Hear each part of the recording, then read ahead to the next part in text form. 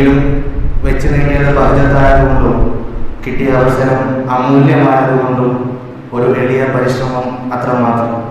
അല്ലാഹു സുബ്ഹാനഹു വ തആല സ്വീകരിക്കട്ടെ.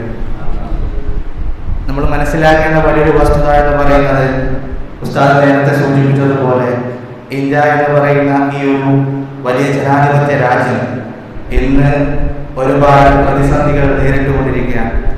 അതിനേക്കാളുപരി ഇന്ത്യൻ മുസ്ലിങ്ങൾ അനുഭവിക്കുന്ന വല്ലാത്തൊരവസ്ഥയിൽ ആ ഒരു അവസ്ഥ എത്രത്തോളം ഭയാനകരമാണ് എന്ന് നാം ഓരോരുത്തരും ഇന്ത്യൻ സ്വാതന്ത്ര്യം പഠിച്ചുകൊണ്ടിരിക്കുമ്പോൾ നമ്മൾ മനസ്സിലാക്കേണ്ട ഒരു കാര്യമാണ്. കാരണം ഇന്ത്യയിലെ മുസ്ലിങ്ങൾ അത്രത്തോളം ഇന്ത്യക്ക് വേണ്ടി സമരവും ജീവിതവും ബലിയർപ്പിച്ചതും ഇന്ത്യൻ മുസ്ലിങ്ങൾക്ക് എന്നും വെറും തീരാ നഷ്ടങ്ങൾ മാത്രമായി പോകുമ്പോൾ ഇന്ത്യൻ മുസ്ലിങ്ങളെ പറ്റി നമ്മൾ പഠിക്കുകയും ഇന്ത്യൻ മുസൽമാൻ ഇന്ത്യക്ക് വേണ്ടി എന്തൊക്കെ ചെയ്തു എന്ന് നമ്മൾ മനസ്സിലാക്കുകയും ചെയ്യേണ്ട വല്ലാത്തൊരവസ്ഥയാണ്. നമ്മൾ മനസ്സിലാക്കാം, 1498 വാസ്കോ ഡ ഗാമ കേരളത്തിലേക്ക് കാലുകുത്തിയത് മുതലാണ് ഇന്ത്യയുടെ കഷ്ടകാലം തുടങ്ങുന്നത് എന്ന് നമ്മൾ പഠിച്ചവരാണ്. ആ ഒരു വൈദേശിക ശക്തിയുടെ കടന്നു